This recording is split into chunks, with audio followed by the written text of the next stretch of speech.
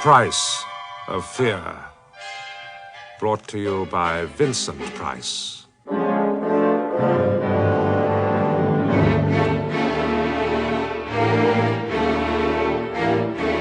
Hello. I'm so happy you're with us again. This story I've called William and Mary. I suppose that most of us have, at some time or another, lain awake in the early hours of the morning and thought about death and the afterlife. I know I have. Or rather, I used to, until a few years ago, when I had an experience which caused me to... but let me explain. At that time, I was living in a small university town. Although I was unaware of it, I was actually living only a few hundred yards away from two old friends of mine, William and Mary Pearl. I say old friends, but in fact I had known Mary when we were students together, and had only met William when Mary married him some years later. I had absolutely no idea that they were even in the same town as I, until one morning, to my utter surprise, a letter arrived from their solicitor, informing me of William's death. He had, it seems, left me a small bequest. Before I begin the reading, I should like to extend my deepest sympathy to the widow of my late friend and client, William Pearl. Thank you. Very well, ladies and gentlemen, I shall now read the last will and testament of the late William Arthur Pearl. I, William Arthur Pearl, being of sound mind... As I sat in that rather dreary little office, I found myself staring at Mary. To say that I was shocked by the change in her appearance would be to understate the case. When I first knew her, she had been a lively, pretty girl. Now she had developed a sullen, resentful air, and her whole face gave the impression of having slowly but surely sagged to pieces through years and years of joyless marriage to her husband William. At first they had been happy enough, but then, as William grew older, he developed a kind of cruel, nagging irritability, which Mary had at first tried to dissuade, then to combat, and finally to accept in silence. I remembered the occasion of our last meeting. Mary and I were sitting in the Pearls' flat, waiting for William to return from a lecture. We sat chatting of this and that, and I remember I had offered her a cigarette, which she had accepted and lit without thinking. Oh, what have you done? I shouldn't be smoking, you know. William disapproves. In fact, between ourselves, he disapproves of most things these days. He's changed a lot, you know. He's become almost a caricature of a peevish, pedantic don. I'm surprised you hadn't noticed it. Really, Mary, you exaggerate, I'm sure. Oh, I'm sorry I'm embarrassing you. Stupid of me. You are also embarrassing me, my dear. William. Continually refusing to obey my request concerning your smoking. William, I'm sorry. I didn't see you come in. That's blatantly obvious. Otherwise you'd hardly be smoking a cigarette and discussing me as though I were a delinquent child. This is really my fault. I was asking there's Mary... no need to be gallant, old man. Mary, it seems, has developed a martyr complex, which can only be alleviated by the consumption of endless numbers of cigarettes. For God's sake, must you behave like this in front of friends? Why the hell do you object to my smoking anyway? Are you afraid I'll get cancer? No, it's not that. Then why can't I smoke? Because I disapprove, that's why. You disapprove of so many things, William. Cigarettes, lipstick, alcohol, children. Especially children. Needless to say, as soon as I could decently excuse myself, I left this somewhat painful domestic scene, and after that we rather drifted apart. Indeed, I was surprised that William had remembered me at all, let alone left me something in his will. I even felt that he had begun to resent my very friendship with Mary. And finally, the voice Mrs. of the Pearl, solicitor broke in on my thoughts and brought me back to reality. I have been instructed to give you this sealed envelope. Your late husband sent it to us shortly before he passed away. Since it appears this might contain something of a personal nature, no doubt you prefer to take it with you and read it in private. Yes, thank you. I think I should. Ladies and gentlemen, that concludes the reading of the last will and testament of the late William Arthur Pearl. It only remains for me to thank you for coming in To wish you a good day. Good day. Mrs. Pearl, good day, gentlemen. Mary, dear. I'm so glad you came. It's good to see you again. And I'm delighted to see you again, although I could have wished that the meeting had taken place in happier circumstances. Look, why don't you come back for a drink? Now, I mean. Well, are you sure? Wouldn't you rather be alone? No, I'd like you to come, really, I would. I'm afraid I'm not much good at being alone. And this letter worries me a little. I don't know why. Then, of course, I'd be delighted to come. When we arrived at the Pearls' house, Mary led me straight through to the living room. I remember she didn't even stop to remove her coat. As soon as we were settled, she took out the envelope the solicitor had given her and drew out 15 or so closely written sheets. Slowly she reached into her handbag, took out her spectacles and put them on. Then, holding the pages high in front of her, she began to read aloud.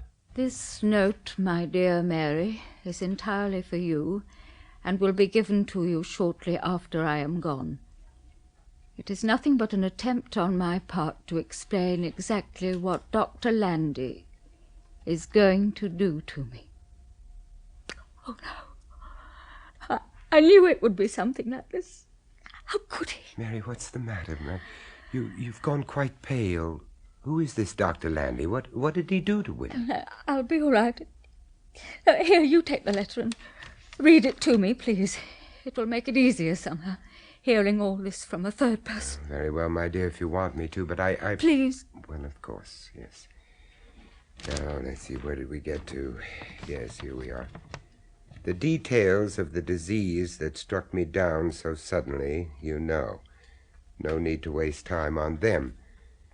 As I have lain here in hospital with somewhere between 1 and 6 months to live, I seem to be growing more melancholy every hour. And then, one Tuesday morning, 6 weeks ago, my friend John Landy, the neurosurgeon, burst into my room. William, my boy, this is perfect. You're just the one I want. Hello, John. Well, now, in a few weeks' time, you're going to be dead, correct? Do you believe you'll go to heaven? I doubt it. But what's all this about? Hardly a good bedside manner. In a few weeks you're going to be dead. Sorry. But look, would you be prepared to consider a proposition? I haven't the faintest idea what you're talking about. I'm serious. Oh, go on. I've very little to lose by listening. On the contrary, you've a great deal to gain, especially after you're dead. This is something I've been working on quietly for some years. A long time ago, I saw a medical film brought over from Russia. It showed a dog's head, severed from the body, but with the normal blood supply being maintained. Sounds gruesome. The thing is that it was alive. The brain was functioning. Now, my idea, which grew out of seeing that film, was to remove the brain from the skull of a human being and to keep it alive, functioning as an independent unit after he is dead. For example, after you are dead. Good God. I've already completed a number of successful trials with animals, and now I'm ready to try it with a human. I don't like Yes, the but idea don't one keep bit. interrupting and let me finish. Think of it, man. Your own brain, in perfect shape. It's crammed, full of a lifetime of learning. Yet soon it's going to have to die along with the rest of your body. It's repulsive. What possible use can there be in keeping my brain alive if I couldn't talk or see or hear or feel? I believe you would be able to communicate with us. But let me explain a bit more. At the very moment of death, I should have to be standing by so that I could step in immediately and try to keep your brain alive. Are you serious about this? Certainly. What would you do? I should immediately open your neck and locate the 4 arteries, the carotid and the vertebrals. I should then stick a large hollow needle in each. These 4 needles would be connected by tubes to the artificial heart. Then, working quickly, I should dissect out the left and right jugular veins and hitch these also to the heart machine to complete the circuit.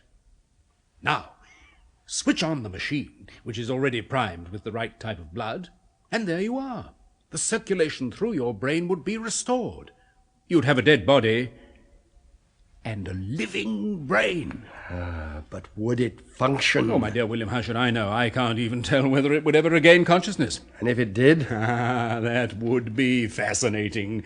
Lying there with all your thinking processes working beautifully, and your memory as well. And not being able to see, feel, hear, or smell. Now, wait a minute.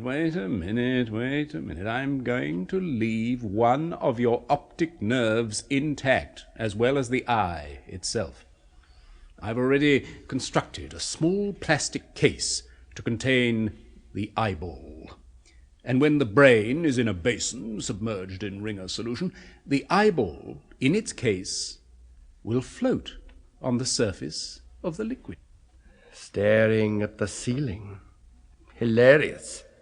But how could I communicate with you? By means of a sensitive piece of apparatus known as an encephalograph, which records the brain's electrical and chemical discharges on a graph. But do you honestly believe that when my brain is in that basin, my mind will be able to function? That I shall be able to think and reason as I do now? I don't see why not.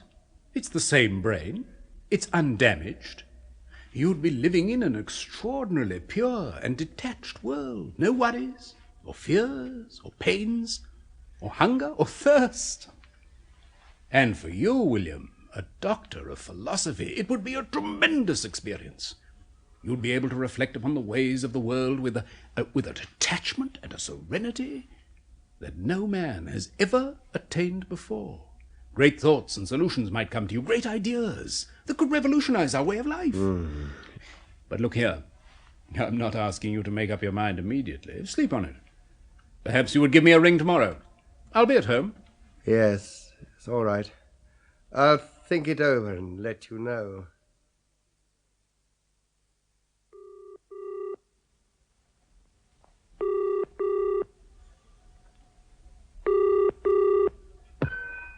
Hello, John Lander here. Landy, Pearl here. Look, I've been thinking over your proposition and... Yes? What have you decided? Well, my first reaction was one of revulsion, but now, well, I'm not so sure. But one thing bothers me, though. What if it were painful, or I became hysterical? There'd be no escape. William, there are always risks connected with any major scientific experiment, but think of the other aspect. Suppose it succeeded. There would be your brain functioning perfectly, producing original and imaginative theories. Man, you'd be immortal. Yes, that's what appeals. My brain continuing its work untrammeled by physical considerations. And though I say it myself, I'm rather proud of my brain. It's a damn good one. Well? Yes, John, I'm going to do it. I've decided to go through with it. Splendid. Now look, I'll be over right away to discuss details. Just one thing, John. Mary, should I tell her? Yes. I suggest you discuss it with her as soon as possible. Better, I suppose. Although she's hardly likely to realize the importance of such an experiment. It's going to be difficult. Well, why not write it all down in a letter to be given to her when you're dead? It might be better. Less complicated all round, eh? Yes, I see your point. Well, I'll think about it. Good night for now, John. Goodbye. A letter. Why not? To be opened only after my death. Only after my death. Well, Mary, I will not say goodbye because there's just a chance that if Landy succeeds, I may actually see you again. I've tried several times to prepare you for this news, but you have constantly refused to give me a hearing. Please change your mind now and give Landy a call. Your faithful husband, William. Oh, my God. And there's more, Mary. P.S. Be good when I am gone. Do not drink. Do not smoke. Do not buy a television set. And incidentally, now that I have no further use for it, I suggest you have the telephone disconnected. Oh, really? Aren't I entitled to some peace after all these years? Oh, the whole thing is just too awful to think about. Awful and beastly. What are you going to do? Oh, what can I do? I must do as William requests, I suppose. I better ring Dr. Landy now, right away.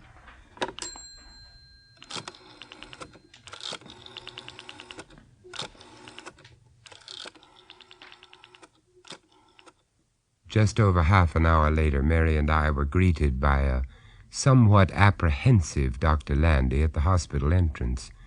We followed him in silence through a maze of echoing corridors until finally he stopped at a door marked "No Admittance." Well, here we are. I must warn you, it's bound to be a bit of a shock at first. He's not very prepossessing in his present state, I'm afraid.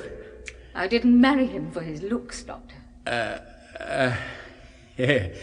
Yes, well, take your time when you get inside.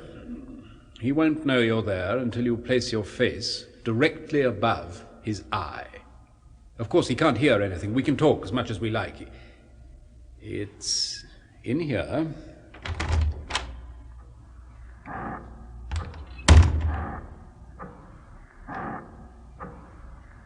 I wouldn't go too close yet, until you get used to it. The doctor had ushered us into a small, square room. On a high white table in the center of the room was a biggish white enamel bowl, about the size of a wash basin, with half a dozen or so plastic tubes coming out of it. These tubes were connected with a whole lot of glass piping, and I could see the blood flowing from the heart machine. It was this machine which made a soft, rhythmic, pulsing sound.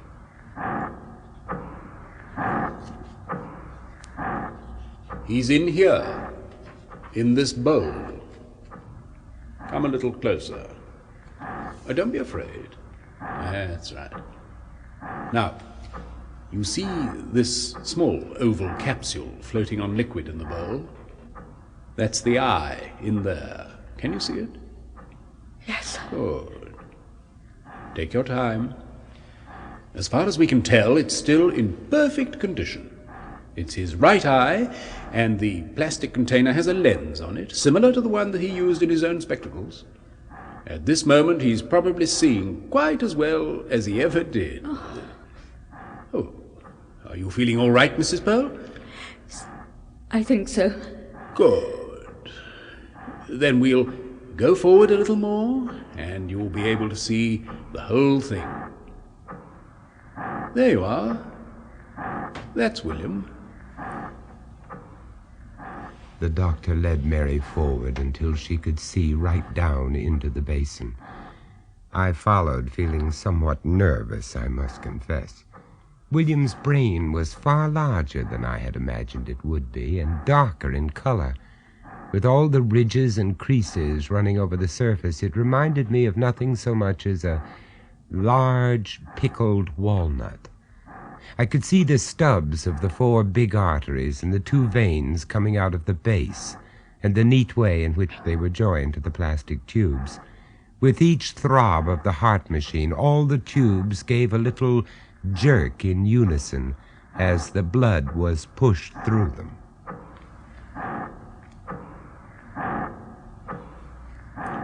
Now, Mrs. Pearl, you will have to lean over and put your face right above the eye.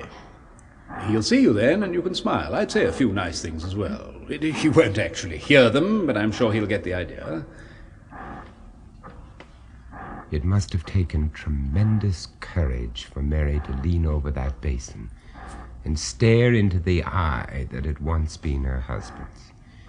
The eye itself was bright and stared at her with a peculiar fixed intensity.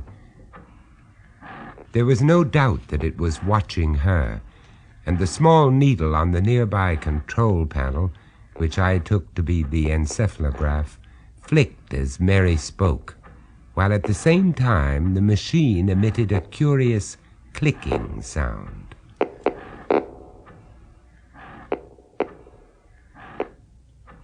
Hello, dear. It's me, Mary. How are you, dear?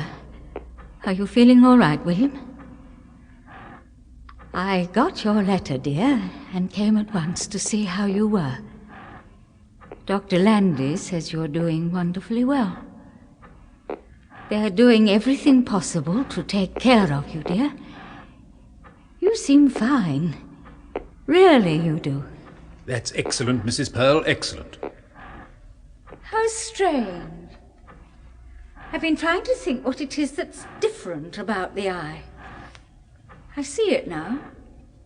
There's a softness about it which William's never had.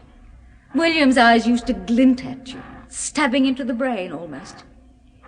This eye has a softness and a gentleness that's almost cow-like. Are you quite sure he's conscious? Oh, yes, completely. And he can see me? Perfectly. Isn't that marvelous? I expect he's wondering what's happened. Not at all. He knows perfectly well where he is and why he's here. You mean he knows he's in the basin? Of course. And if he only had the power of speech, he would probably be able to carry on a perfectly normal conversation. So far as I can see, there should be absolutely no difference mentally between this William here and the one you used to know at home. Good gracious me. You know, I'm not at all sure that I don't prefer him as he is at present. I believe I could live very comfortably with this kind of William. I could cope with this one. Quiet, isn't he? Naturally, he's quiet. Doctor, I do believe I'm beginning to feel the most enormous affection for him. Does that sound queer? I think it's understandable. He looks so helpless, lying there in the basin. He's like a baby. Exactly like a little baby. There. From now on, Mary's going to look after you. All by herself. When can I have him back home, Doctor?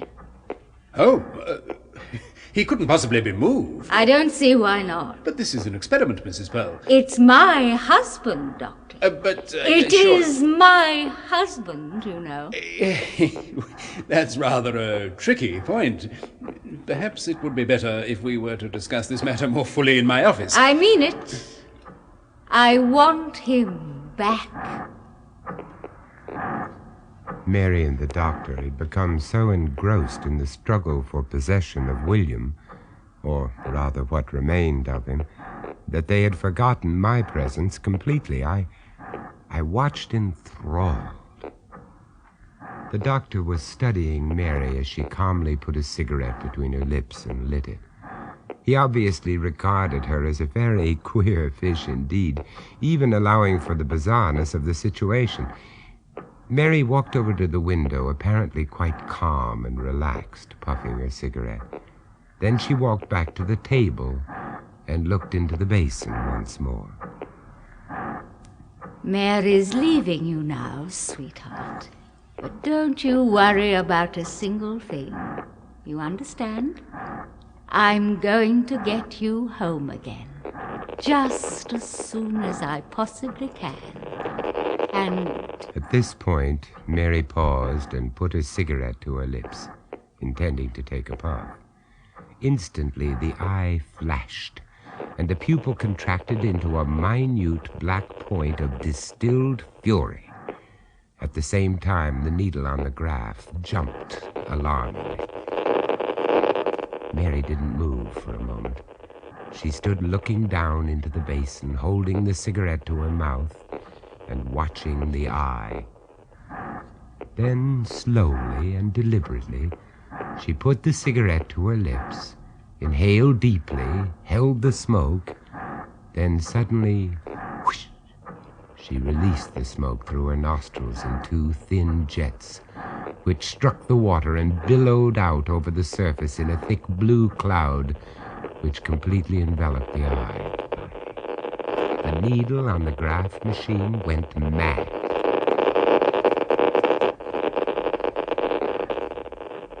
The doctor, who had been standing with his back to Mary since she crossed to the table, turned suddenly, aware that something had happened, but not knowing what. I think perhaps we'd better leave now.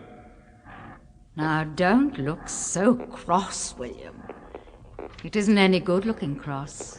Not any more, dear. Because from now on, my pet, you're going to do exactly what Mary tells you. Do you understand, William? Exactly what Mary tells you. Mrs. Pearl. So don't be a naughty boy again, will you, my pet? Naughty boys are liable to get most severely punished.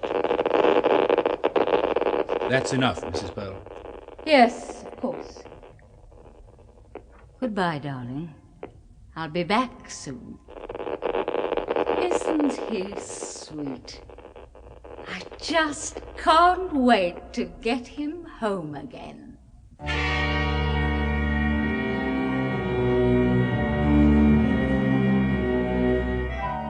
I think it was Bernard Shaw who said, "There are two tragedies in life. One is to lose one's heart's desire. The other is to gain it." Poor William, with his vain dreams of his detached brain solving the world's problems. Is he still alive in his basin, consumed with impotent rage as he views Mary's excesses of tobacco, alcohol, and television? And what of Mary? Can she still be enjoying her protracted revenge for all those years of domestic misery? I think she can, for Mary was taught cruelty by an expert. As for myself, nowadays my sleep is undisturbed by thoughts of death and immortality, although I must confess I have never since been able to wash my hands in an enamel basin without thinking of William and Mary.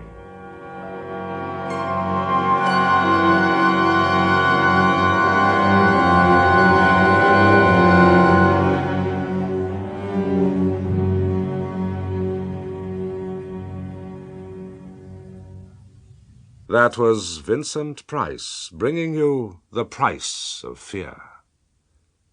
Also starring in William and Mary were John Barron, Gerard Green, and Hilda Schroeder, with Terry Scully. William and Mary was first recounted by Roald Dahl, dramatized by Barry Campbell, and produced by John Dias.